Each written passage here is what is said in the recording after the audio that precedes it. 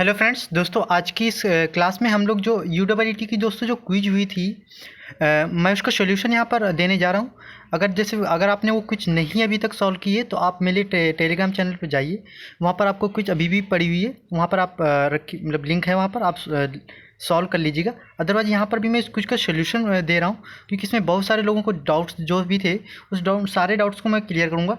ठीक है ना दोस्तों? सो क्विज को आप प्लीज़ पूरा देखिएगा। ये आपके कम्पिटिटिव एग्जाम्स हो या फिर सेमेस्टर एग्जाम्स, दोनों के लिए इंपॉर्टेंट है।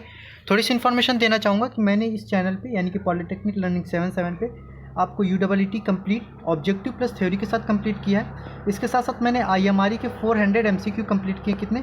400 एमसीक्यू कंप्लीट किए। और टोटली आपका थ्योरेटिकल जो सब्जेक्ट है यानी कि जो थ्योरी है वो भी पूरी सिलेबस के अनुसार कंप्लीट किए। और ईडीडी सेकेंड को भी मैंने चैप्टर वाइज बहुत ही अच्छे तरीके से कंप्लीट किया। अब जो सारी की सारी आपका मिल रही हैं वो सारे क्विज मिल रही हैं और उसका मैं सॉल्यूशन भी दे रहा हूँ। जैसे आज जो हमारी अभी मैंने क्विज जो अपलोड की है वो क्विज मैंने ईडीडी सेकेंड की अपलोड की है। वन डे छोड़ करके मैं क्विज को अपलोड कर रहा हूँ। एक दिन फाइनल ईयर की होती है, फिर एक दिन सेकेंड ईयर की होती है, फिर फर्स्ट ईयर की। ऐसे करके मैं first year, second year, third year दोनों के ही लिए ही क्विजेज अपलोड कर रहा हूँ, स्पेशली फॉर इलेक्ट्रिकल ब्रांच। ठीक है ना दोस्तों? तो दोस्तों और इम्पॉर्टेंट न्यूज़ भी मैं देता रहता हूँ। सो आप प्लीज़ इस क्लास को पूरा देखिएगा और चैनल को जरूर ज्वाइन कर लीजिए, ताकि आपको क्विजेज़ वगैरह आपको सारी इन्फॉर्मेशन मिलती रहे।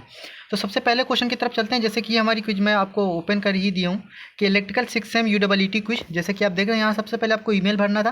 पहला यहाँ पर क्वेश्चन आप देख रहे हैं, पहला क्वेश्चन यहाँ पर दिया गया है कि best current collector for traction system. दोस्तों आपको ये बताना है कि सबसे बेस्ट जो करंट कलेक्टर होता है वो कौन सा होता है। बो कलेक्टर, ट्रॉली कलेक्टर, या फिर पेंटाग्राफ, या फिर ऑल ऑफ दी। दोस्तों इसमें बताना है आपको कौन सा आंसर नंबर सही है। अगर आप नहीं भी हैं तो अगर आप चैट में भी बताते जाइए दोस्तों कौन सा आंसर सही है। इसके साथ साथ मैं उसका सोल्यूशन भी यहाँ पर दोस्तों मैं यहाँ पर देता हूँ। कौन सा? तो यहाँ पर मैं क्लिक करता हूँ, कौन सा? पेंटाग्राफ। यहाँ पर इसका आंसर होगा दोस्तों, कौन सा सही होगा? वो इसका सही होगा पेंटाग्राफ। ठीक है दोस्तों? तो जो हमारा पेंटाग्राफ करंट कलेक्ट होता है उसका जो ऑप्शन के बाद दोस्तों आपको कॉलेज नेम फिलअप करना था, फिर ईमेल। अगला क्वेश्चन दोस्तों हमारा है कि the advantage of 25 kilo volt 50 hertz AC system के लिए इस क्यों, मतलब इसका एडवांटेज क्या क्या होते हैं, यानी कि 25 केवी और 50 हर्ट्ज जो एसी सिस्टम यूज किया जाता है ट्रैक्शन में, वो क्यों इंपॉर्टेंट होता है। पहला क्वेश्चन यहाँ पर है less number of substation required, higher efficient of adhesion, higher starting efficiency, या ऑल ऑफ दिस। तो दोस्तों हम आपको बता दें जो 25 केवी और 50 हर्ट्ज जो सिस्टम होता है, एसी सिस्टम होता है, इसके लिए सारे का सारा यानी कि इससे सारे के सारे एडवांटेज मिलते हैं। एक तो नंबर ऑफ सब स्टेशन कम पड़ते हैं, हायर एडिशन यानी कि जिसे हमको हिंदी में चिपकन गुणांक बोलते हैं वो भी ऊंच होता है, और स्टार्टिंग इफिशिएंसी भी अच्छी होती है। ठीक है, अगले क्वेश्चन की तरफ चलते हैं। अगला क्वेश्चन हमारा यहाँ है कि composite system in traction system is. जो कंपोजिट सिस्टम होता है वो क्या होता है? सिंगल फेज को थ्री फेज में कन्वर्ट करना, या फिर थ्री फेज को सिंगल फेज में कन्वर्ट करना, फिर सिंगल फेज को डीसी सिस्टम में कन्वर्ट करना। तो दोस्तों अगर हम लोग कंपोजिट सिस्टम की बात करें कंबाइंड, क्योंकि कंपोजिट सिस्टम भी दो उसमें मतलब दो वहाँ पर पार्ट्स हो जाते हैं। तो जो अगर हम लोग टोटल कंपोजिट सिस्टम की बात करें तो इसमें दोनों ही होता है। एक तो सिंगल फेज से थ्री फेज में कन्वर्ट किया जाता है, और एसी को डीसी में, यानी कि ऑप्शन नंबर इसमें फोर्थ सही है, यानी कि ए एंड सी बोथ। अगले क्वेश्चन की तरफ चलते हैं। The normal value of adhesion friction is, यानी कि जो चिपकन गुणांक होता है दोस्तों उसका नॉर्मल वैल्यू कितना होता है दोस्तों, तो वो हम आपको बता दें कितना होता है दोस्तों। तो वो होता है हमारा पहला ऑप्शन है 0.12, 0.25, 0.40, 0.75। दोस्तों अगर आपको आ रहा है तो आप चैट में भी बताते जाइए, इससे क्या होगा कि आपका अच्छा खासा रिवीजन भी होता जाएगा। ठीक है दोस्तों, हम बता दें कि normal value of adhesion friction कितना होता है, वो होता है 0.025, यानी कि ऑप्शन नंबर इसमें हमारा बी सही है, 0.25 होता है। ठीक है, क्वेश्चन नंबर 5 है method can be bring the locomotive to dead stop. अब देखिए दोस्तों इसमें से क्वेश्चन ये मतलब ये डाउट्स आ रहे थे आप लोगों को कि अगर यहाँ पर कुछ तो दिया नहीं, तो देखिए दोस्तों क्या है कि यहाँ पर लोकोमोटिव का है। अब हम यहाँ पर कभी कभी ऑप्शन में भी जाएंगे, क्योंकि देखिए यहाँ पर वैसे तो बात आपकी सही है क्योंकि लोकोमोटिव का है, यहाँ इलेक्ट्रिक या फिर ऐसा स्टीम डीजल ऐसा कुछ नहीं कहा है, लेकिन यहाँ ऑप्शन से जाएंगे तो चाहे प्लगिंग, रियोस्टिक और रीजनरेटिव ब्रेकिंग, ये सारी की सारी हमारे इलेक्ट्रिकल में ही यूज होती हैं। ठीक है, सबसे ज़्यादा। तो और वैसे भी तो अगर हम लोग टू डेड स्टॉप की बात करेंगे, तुरंत अगर हमें टू डेड स्टॉप करना है लोकोमोटिव, तो कौन सी ब्रेकिंग यूज करते हैं दोस्तों? हम लोग प्लगिंग यूज करते हैं। ठीक है दोस्तों, अगला क्वेश्चन है selection of a motor is depend upon, यानी कि जो किसी भी मोटर का सिलेक्शन करना होता है कहीं पर भी, चाहे वो हमारा कोई भी वर्क हो, चाहे electric drive, as electric drive अगर हम किसी भी मोटर का प्रयोग कर रहे हैं, चाहे वो ट्रैक्शन सिस्टम हो, चाहे वो हमारी मिल्स, पावर प्लांट, या फिर घरेलू उपकरण, डोमेस्टिक एप्लियंसेस हों, उन सब में तो जो हमारा मोटर का जो सिलेक्शन होगा वो किन सब चीज़ों पे डिपेंड करता है। तो speed control, types of cooling, noise level, ये फिर इन सभी पे। तो दोस्तों हम आपको बता दें किसी भी मोटर का जो सिलेक्शन होता है इन सभी पे डिपेंड करता है, यानी कि ऑल ऑफ दीज, यानी कि speed control, types of cooling and noise level पे।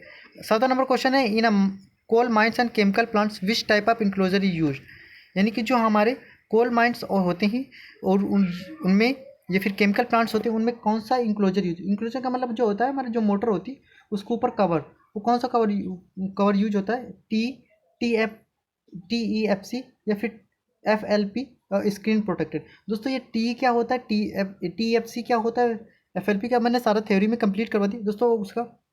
आप इन सभी के जो फुल फॉर्म है वो ज़रूर कमेंट्स में, मैं बाद में देखूंगा क्लास के बाद कमेंट्स। दोस्तों सभी लोग ज़रूर कमेंट्स में बताइए कि टी का फुल फॉर्म क्या होता है, TFC का क्या होता है, FLP का क्या होता है। दोस्तों हम आपको बता दें कि coal mines and chemical plants की बात करें तो उन सब में हम लोग FLP यानी कि फायर फायर जो फायर से जो प्रूफ होते हैं, फ्लेम प्रूफ जिसे हम लोग बोलते हैं, उन टाइप के इंक्लोजर का प्रयोग करते हैं। 8वां नंबर हमारा क्वेश्चन है कि स्मॉल प्रिंटिंग प्रेस में मोटर कौन सी प्रयोग होती है। दोस्तों ये बताना है आपको कि स्मॉल जो प्रिंटिंग प्रेस होती है उन सब में कौन सी मोटर यूज होती है।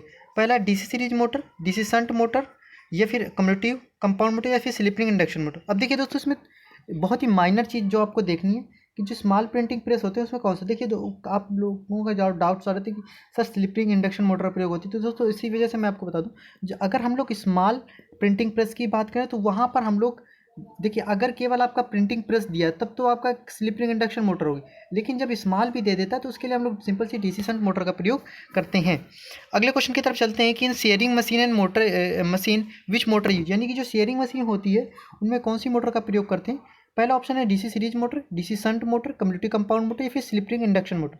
दोस्तों हम आपको बता दें कि जो हमारी शेयरिंग मशीन होती है उनमें हम लोग कौन सी मोटर का प्रयोग करते हैं, तो उनमें हम लोग दोस्तों उनमें कम्यूटेटिव कंपाउंड मोटर का प्रयोग करते हैं, यानी कि ऑप्शन नंबर हमारा कौन सा सही है, C नंबर ऑप्शन सही है। देखिए शेयरिंग मशीन हो गया या फिर पंचेस वगैरह, पंचेस मशीन हो गई, इन सब में हम लोग कम्यूटेटिव कंपाउंड मोटर का प्रयोग करते हैं।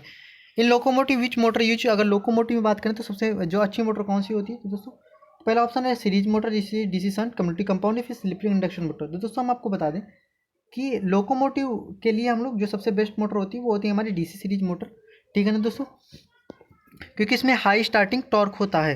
अगले क्वेश्चन की तरफ बात करते हैं कि light duty cranes are use which of the following, यानी कि जो लाइट ड्यूटी क्रेन्स होती हैं वो कहाँ पर प्रयोग होती हैं। पहला ऑप्शन है पावर हाउस में, पंपिंग स्टेशन में, या ऑटोमोबाइल वर्क्स में। लाइट ड्यूटी का मतलब होता है कि हल्के, जहाँ पर हल्का वजन वगैरह उठाना होता है वो कहाँ पर, तो देखिए चाहे पावर हाउस हो या फिर हमारे पंपिंग स्टेशन, ऑटो, इन सभी में आ रहा है किसका प्रयोग होता है, लाइट ड्यूटी क्रेन्स का प्रयोग होता है, ठीक है दोस्तों। अगले क्वेश्चन की तरफ चलते हैं। अगला क्वेश्चन हमारा कौन सा है, अगला क्वेश्चन है is a not a part of ball bearing, ball bearing का पार्ट कौन सा नहीं होता है। पहला inner case, outer case, cage, या फिर बुश। दोस्तों आपको बता देखो यहाँ पर थोड़ी सी मैं डायग्राम समझा, जैसे ये हमारी बेयरिंग होती है और ऐसे दो होती हैं, यहाँ पर क्या होती है, ये छल्ले वगैरह ऐसे, मतलब सॉरी जो बॉल होती हैं लोहे की वो पड़ी होती, और ये जो बॉल होती है इसे फ्री नहीं होती, ये एक केज में होती है ऐसे करके, ऐसे केज में ये बंद होती हैं। अगर आप कभी देखें तो ऐसे केज में बंद होती हैं ये। तो इनर भी, ये जो बाहर वाला सरफेस होता है हम लोग क्या बोलते हैं, आउटर रेस बोलते हैं इनर, और ये जो अंदर वाला होता है इसे हम लोग आउटर रेस बोलते हैं, सॉरी ये इनर रेस होता है, ये आउटर रेस होता है, और ये जो जिसमें हमारी बियर बॉल रखी होती है इन्हें हम लोग केज बोलते हैं, ठीक है ना। ये किसी क्या नहीं होता है, तो ये बुश, बुश जो है ये बॉल बेयरिंग का पार्ट हमारा नहीं होता है। Advantage of electrical heating, electrical heating के क्या क्या एडवांटेज होते हैं, सेफ्टी होती है इसमें, इकोनॉमिकल होती है, ईज ऑफ कंट्रोल यानी कि ईजीनेस होती है। तो दोस्तों हम आपको बता दें अगर हम लोग इलेक्ट्रिकल हीटिंग के एडवांटेज की बात करें तो इसमें सारे एडवांटेज होते हैं, यानी कि ये सेफ भी होती है, इकोनॉमिकल और ईजी ऑफ कंट्रोल भी होती है। 14 नंबर क्वेश्चन की बात करते हैं कि resistance heating is a part of, resistance heating होती है वो किसका पार्ट होता है, हाई फ्रिक्वेंसी हीटिंग का, पावर हीटिंग, फिर आर्क हीटिंग का, फिर नन ऑफ द अबव। दोस्तों हम आपको बता दें जब मैंने हीटिंग भी अगर एक्सप्लेन की तो वहाँ पर आपको बताया होगा, नहीं तो मैं अभी जल्दी आपके लिए प्रॉपर एक चैप्टर के लिए एक अच्छी सी क्लासेस और अच्छा मटेरियल देने के लिए अभी जल्दी आपके लिए क्लासेस आने वाला, मैराथन क्लासेस की भी पूरी तैयारी चल रही है, ठीक है ना दोस्तों। तो आप लोग प्लीज़ सपोर्ट करते रहिएगा। दोस्तों जिन लोगों ने अभी तक चैनल को सब्सक्राइब नहीं किया प्लीज़ सब्सक्राइब कर लेना, ज़्यादा से ज़्यादा अपने फ्रेंड्स को इस चैनल के बारे में बताइए, ठीक है ना। और वीडियोस अगर अभी तक जिसने क्लास को लाइक नहीं किया तो प्लीज़ लाइक कर दीजिए, ठीक है ना। तो इसमें बात करते हैं अगर हम लोग रेजिस्टेंस हीटिंग किसका पार्ट होता है तो दोस्तों वो होता है हमारा पावर फ्रिक्वेंसी का होता है, ठीक है दोस्तों। अगले क्वेश्चन की बात करते हैं। अगला क्वेश्चन हमारा कौन सा, property of a good heating elements क्या होता है, high oxidizing temperature, high specific, low temperature coefficient, none of the way, या फिर ऑल ऑफ द वे, यानी कि जो हमारा जो गुड हीटिंग एलिमेंट होता है उन सब में ये प्रॉपर्टी होती है कि नहीं होती दोस्तों, ये बता दें। तो दोस्तों हाँ बता दें कि इनमें सारी प्रॉपर्टी होती हैं, यानी कि गुड हीटिंग एलिमेंट्स में high oxidizing temperature, high specific temperature और low temperature coefficient of resistance. ठीक है दोस्तों। 16 नंबर क्वेश्चन है कि when parent metal involve are melting in welding is called, वो कौन सी वेल्डिंग होती है जिनमें से हमारा जो कौन सा मेल्टिंग यानी कि जो हमारा मतलब पेरेंट मेटल वो पैर जो पेरेंट होता है यानी कि जिसकी हमें वेल्डिंग करनी है वो भी जब मेल्ट होता है तो उस वेल्डिंग को कौन सी वेल्डिंग बोलते हैं दोस्तों, ये बताइए कौन सा उसमें, वो जल्दी से चैट में बताइए। ये दोस्तों ये आप सभी को लोगों के लिए मैं जरूर जल्दी से बताइए कमेंट्स में, इसका आंसर सभी लोग जरूर दीजिएगा। ठीक है ना, वरना मैं इसका जो आंसर है वो मैं कमेंट्स पे ही आप सभी को दूंगा। सो अब देखूंगा सब लोग आप कितने लोगों का कमेंट्स आता है। 16 नंबर क्वेश्चन है which type of energy is used for gas and thermit welding, gas और थर्मिट वेल्डिंग के लिए कौन सी वो प्रयोग होती है, कौन सी एनर्जी प्रयोग होती है दोस्तों, केमिकल, इलेक्ट्रिकल, मैकेनिकल या फिर ऑल ऑफ द अबव। दोस्तों हम आपको बता दें कि गैस एंड थर्मिट वेल्डिंग कौन सी वेल्डिंग एनर्जी यूज होती है, वो हमारी केमिकल वेल्डिंग यूज होती है। अगले क्वेश्चन की तरफ चलते हैं कि shielding gases are in welding, यानी कि जो सील्डिंग गैसेज कौन कौन सी होती है जो हमारी वेल्डिंग में प्रयोग होती है, आर्गन होती है, हीलियम होती है, फिर ऑक्सीजन या फिर ये सभी। दोस्तों हम आपको बता दें सील्डिंग गैसेज कौन सी होती है वेल्डिंग, तो ये सभी होते हैं, यानी कि आर्गन, हीलियम एंड ऑक्सीजन, तीनों ही होती हैं, और भी सारी गैसेज होती हैं। अब यहाँ पर बताना है फुल फॉर्म ऑफ TIG, यानी ठीक। तो इस देखो TIG को जो देखो दोस्तों वो गलत जरूर आ रहा था, लेकिन जो जब आप लोगों ने आंसर सही किया था तो वहाँ जो आ रहा था वो कुछ आंसर सही था, बस इसके मार्क्स क्या हो रहे थे जोड़ नहीं रहे थे। तो TIG का फुल फॉर्म क्या था, टंगस्टन इनर्ट गैस, और ये क्या होता है, ठीक है ना, इसका भी बताइए दोस्तों। ठीक है, मेटल इनर्ट गैस। इसका MIG का फुल फॉर्म क्या होता है, MAG, ठीक है ना, मेटल एक्टिव गैस वेल्डिंग। और 18 नंबर क्वेश्चन क्या है, for arc welding current range is usually कितना होता है दोस्तों, 10 to 15 एम्पियर, 13 to 14, या फिर 15 to 100, या फिर 100 to 350 एम्पियर। तो दोस्तों हम आपको बता दें जो आर्क वेल्डिंग के लिए करंट का रेंज होता है वो हमारा कितना होता है दोस्तों, तो वो हमारा होता है दोस्तों 100 से 350 एम्पियर तक होता है। ठीक है ना दोस्तों। दोस्तों अभी तक जिन लोगों ने चैनल को नहीं सब्सक्राइब किया प्लीज़ सब्सक्राइब कर लीजिए, अपने दोस्तों लोग सभी लोग बताइए कि यहाँ पर इस चैनल पर प्रॉपर क्विज, आपको प्रॉपर क्लासेस, सारी की सारी जो हमारी इन्फॉर्मेशन एग्जाम रिलेटेड न्यूज होती है वो भी सब कुछ मिलता रहता है। ठीक है ना दोस्तों। दोस्तों जिन लोगों ने अभी तक चैनल को सब्सक्राइब नहीं किया प्लीज़ सब्सक्राइब कर लीजिए और ज़्यादा से ज़्यादा इस क्लास को और शेयर करना। थैंक यू दोस्तों। और नेक्स्ट क्विज जरूर आप सभी लोग सॉल्व कर दीजिएगा, प्रॉपर आपको क्विज मिलती है उसका सोल्यूशन भी मिलता है। ठीक है ना दोस्तों। और जिस क्वेश्चन का मैंने दोस्तों कमेंट्स में आंसर पूछा, देखता हूँ मैं कौन कौन से लोग कमेंट्स करके बताते हैं। ठीक है ना। सो थैंक यू दोस्तों।